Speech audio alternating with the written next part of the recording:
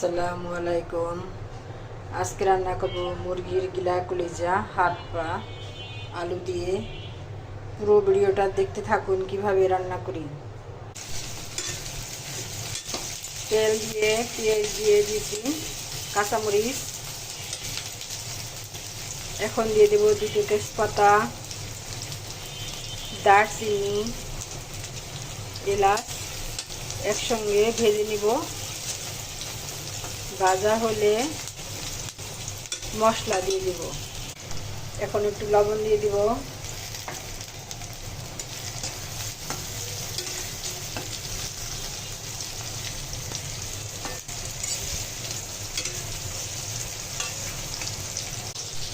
এই তো আমার পেঁয়াজটা লাল লাল হয়ে গেছে। এখন আদা বাটা রসুন বাটা দিয়ে দিব। আদা বাটা রসুন বাটা একসাথে বাটছি। এখন ভালোভাবে কষিয়ে হলুদের গুঁড়ো, মরিচের গুঁড়ো দিয়ে দিব। এই তো হলুদের গুঁড়ো দিয়েছি, শুকনো মরিচের গুঁড়ো দিয়েছি, জিরার গুঁড়ো দিয়েছি। এখন ভালোভাবে কষিয়ে নিব। এখন একটু পানি দিয়ে দিব। পানিটা দিলে মশলাটা পোড়া লাগবে না।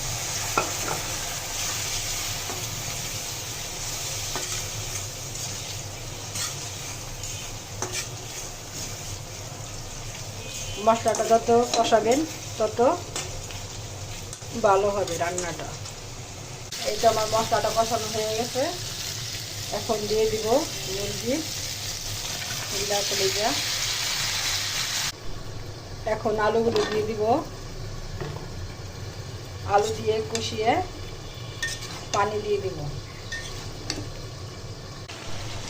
এখন পানি দিয়ে দিব।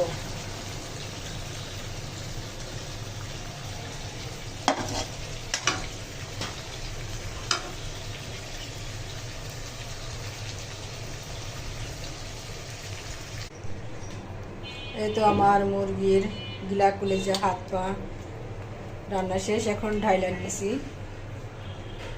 এই তো দেখুন রান্নাটা কেমন হয়েছে, সবাই বলবেন। এই তো আমার মুরগির হাত পা গিলা কলিজা রান্না হয়ে গেছে। এখন দিয়ে দেবো জিরার গুঁড়ো।